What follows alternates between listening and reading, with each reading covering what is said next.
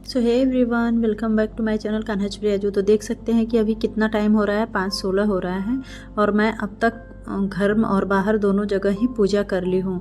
उसके बाद क्योंकि भागम भाग होती है, थोड़ी जल्दी होती है, बच्चे को सुबह भेजना होता है स्कूल, लंच बॉक्स वगैरह तैयार करना पड़ता है, इसलिए मैं डेली टू डेली पूजा करते हुए वीडियो नहीं शूट करती हूँ, क्योंकि वैसे ही जल चढ़ाना और वैसे ही सारी चीज़ें, तो मैंने सोचा कि चलो बाद में मैं आप लोग को दिखा दूँगी। सो मैं वही आप लोग को दिखा रही हूँ कि मैंने अब तक पूजा कर लिया है। ये बाहर का इन्वायरमेंट है मेरा मॉर्निंग का, और ये अंदर मैंने घर बाहर दोनों ही पूजा कर लिया है अच्छे से। उसके बाद मैं लंच प्रिपरेशन के लिए चली जाऊँगी और मैंने आज लंच में क्या बनाया है वो दिखाऊंगी। लंच प्रिपरेशन करते हुए नहीं मैं दिखा रही हूँ आप लोग को। सो मैं अपने बेटे को ये 2 बनाना, 2 पराठे और आलू की भजिया यही आज दे रही हूँ, जिसमें कि ये पूरा अच्छे से खाया ही नहीं और दोनों बनाना भी घर लेकर आ गया। जब भी मैं फ्रूट देती हूँ मोस्टली ये घर पर ही लेकर आ जाता है, खाता ही नहीं, बोलेगा टाइम नहीं मिला। तो इनकी थोड़ी सी बदमाशियाँ चल रही है और ये है मेरे बच्चे का लंच बॉक्स रेडी है। अभी ये स्कूल जा रहे हैं, मैं इनको अभी छोड़ने जाऊंगी ऑटो तक। अभी मैं इनको पैर छूने के लिए बोल रही थी कि पैर छुओ। अभी मैं बाबू को ऑटो तक छोड़कर आऊंगी। ये है मेरे बाहर का व्यू जो मैं जाते जाते शूट कर ली हूँ। अभी मैंने लंच में क्या बनाया है वो आप लोग को दिखा रही हूँ। बहुत ही नॉर्मल सा दाल चावल और लौकी, जो गोल वाली लौकी आ रही है ना, उसकी बड़ी मीठी मीठी अच्छी सी सब्जी बन रही है। तो यही है हमारा आज का lunch. So hey everyone, welcome back to my channel Kanha's प्रियाजू। तो कैसे हैं आप सभी? आई होप आप सभी स्वस्थ होंगे, मस्त होंगे और अपनी पढ़ाई मन लगा कर रहे होंगे, और आप लोग की पढ़ाई भी बहुत अच्छी चल रही होगी। मैं एक दुविधा में पड़ी हूँ।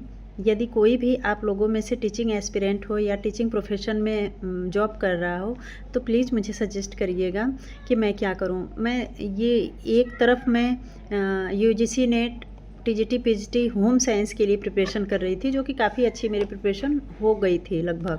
अभी मुझे सारी रिवीजन बस करनी थी।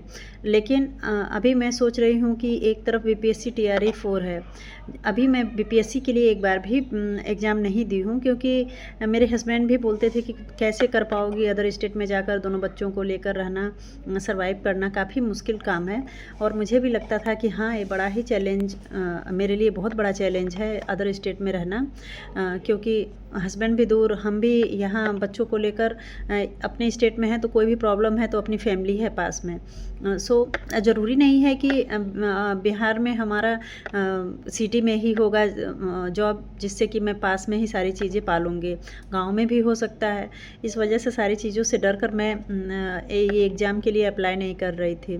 मैं सोच रही थी कि मैं यूपी में ही जब जॉब आएगी तब लूँगी। लेकिन एक एक साल बीतता जा रहा है और मैं हर साल होपलेस हो जाती हूँ एकदम ही, कि एक साल बीत गए और मैं ऐसे ही जॉबलेस पड़ी हूँ। सिर्फ प्रिपरेशन, फैमिली, इन्हीं सब का सबको देख रही हूँ। एक जब भी मैं सोचती हूँ तो मुझे लगता है कि एकदम मेरी लाइफ बोरियत सी हो गई है। मुझे खुद भी देखकर फील होता है कि क्या है, एकदम से लगता है कि एक जगह ही मेरी लाइफ स्टक हो गई है, रुकी पड़ी है, ना आगे ना पीछे, सिर्फ वही प्रिपरेशन, वही बच्चे देखना, फैमिली देखना, वो तो पूरा जीवन चलेगा। लेकिन कुछ तो अपने लाइफ से बिल्कुल ही बोर हो गई हूँ। मुझे कोई भी उम्मीद की किरण नहीं दिख रही है।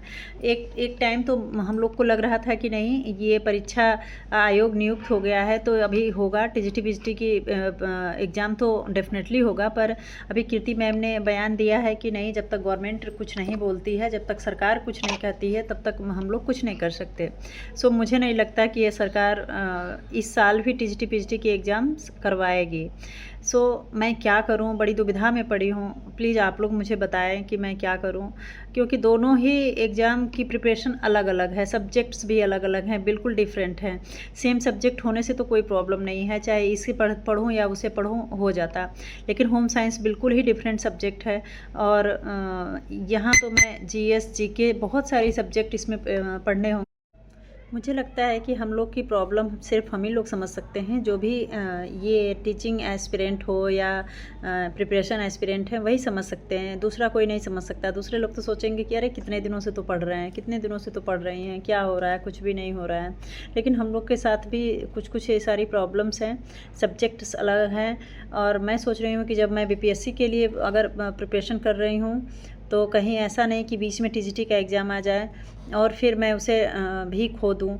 सो मैं क्या करूँ, बड़ी दुविधा में पड़ी हूँ। इस ईयर होगा कि नहीं होगा, मैंने यही सोचा है कि चलो देखते हैं, कुछ तो प्रिपरेशन है इसकी, तो इसे अभी स्टॉप करके फिर बीपीएससी टीआरई 4 के लिए एक बार देखते हैं। क्योंकि दोनों ही जॉब पाना अपने आप में एक अच्छी मेहनत और अच्छी स्टडी चाहिए, हल्के फुल्के स्टडी से नहीं होगा, डीप स्टडी चाहिए अच्छे से डेडिकेशन के साथ। इस वजह से हल्के में तो लेना नहीं है, अच्छी पढ़ाई चाहिए, इसीलिए मैं परेशान हूँ।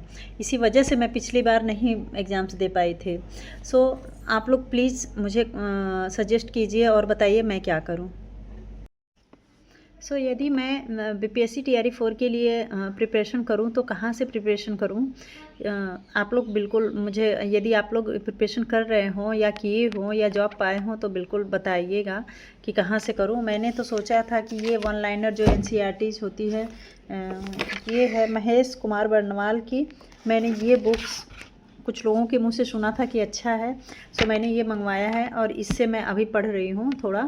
और कुछ यूट्यूब चैनल्स मैंने सर्च किया है जो कि अच्छा पढ़ा रहे हैं और क्वेश्चन आंसर्स भी करवा रहे हैं, प्रीवियस ईयर भी मैं देख रही हूँ।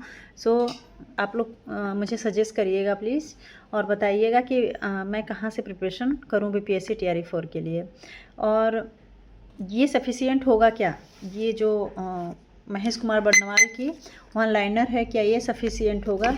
इससे SST 6 to 8 के लिए प्रिपरेशन मेरी कंप्लीट हो जाएगी या फिर मुझे और भी बुक्स कोई लेने पड़ेंगे?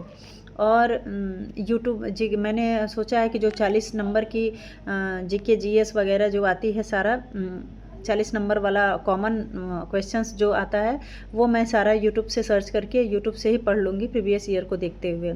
सो क्या मैं ये सही डायरेक्शन में मैंने सोचा है या नहीं, आप लोग कमेंट करके बताइएगा और मुझे सजेस्ट करिएगा प्लीज़। मुझे समझ नहीं आ रहा है मैं क्या करूं, क्योंकि एक प्रिपरेशन तो मैं बहुत अच्छे तरीके से कर चुकी थी। मैंने पहले भी सुपर टेट की तैयारी किया था पर सुपर टेट भी नहीं आया 6 सालों से।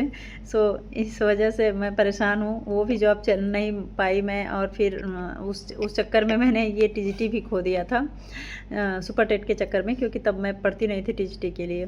सो क्या करूँ? सो मेरी यही एक बहुत बड़ी दुविधा है कि मैं क्या करूँ। मैं UP TGT PGT UG NET के लिए प्रिपरेशन कंटिन्यू रखूँ या इसको स्टॉप करके मैं बीपीएससी टीआरई 4 के लिए प्रिपरेशन शुरू करूँ?